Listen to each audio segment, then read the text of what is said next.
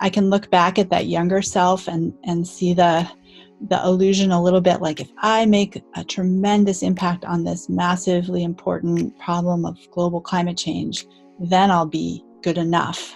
I felt that weight on my shoulders, and it took me a while to understand, no, actually, you have a very humble piece of this to do, and rejoice in the millions of other people alive right now who are doing a piece.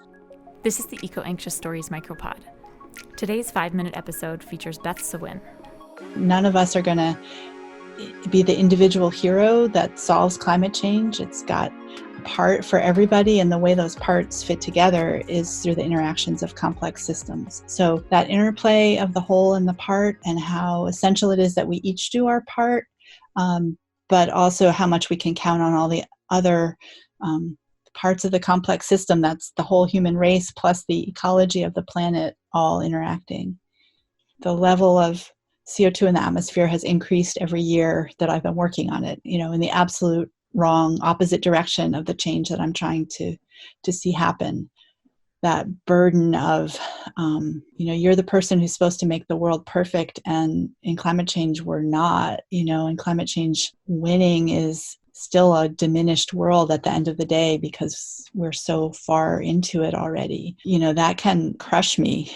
On the other hand, the other thing that's true is just the flip side of that, which is as a result of what I do, there's the potential for the world to be better than it otherwise would be. We don't exactly know what that is. There's uncertainty, of course, in all of this, but every 1/10 of a degree of temperature rise that's prevented is some species that will survive, and some children that won't suffer in the way that they would have otherwise. I think staying away from the black and whites of succeed or fail, like climate change doesn't allow us to do that anymore. It's interesting to me that today I feel more optimistic and more relaxed, even though obviously our climate situation is more dire. And a big part of that is just the enormous numbers of people and different ideas and different approaches, and the ways that multiple sectors are now coming together to weave solutions. That sort of humble and realistic attitude of service, like I'm going to show up for this day after day after day for years with my all, doing the best I possibly can, not because I'm going to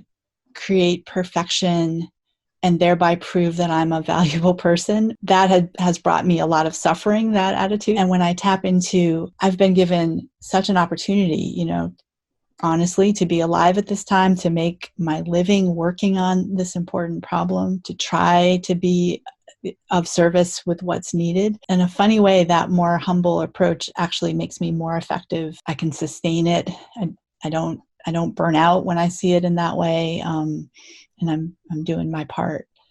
I think about, to the best of my ability, trying to live in a way that we would be living once climate change has been, addressed or solved or something like that. That practice of kind of carving out a way of living that feels internally consistent with what I think is needed for human life to continue on Earth.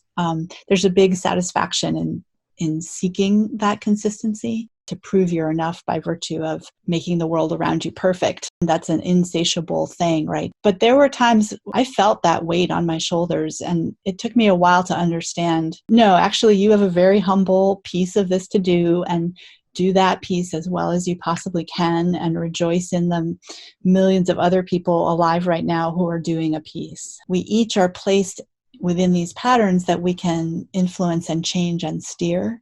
And at the end of the day, that's our most important contribution. And there, where we touch into these patterns, we can influence them, and we can try to move toward a healthier pattern, which usually is a more collaborative pattern, either collaborative with the earth or collaborative with other people, and away from these other patterns that we're struggling with that I would say are patterns of domination. And again, between people or in how we treat the earth. Do what you can where you are, trusting that other parts of the fractal are being influenced by other people who I might never know or never meet. Thanks for listening. For more stories like this, visit ecoanxious.ca.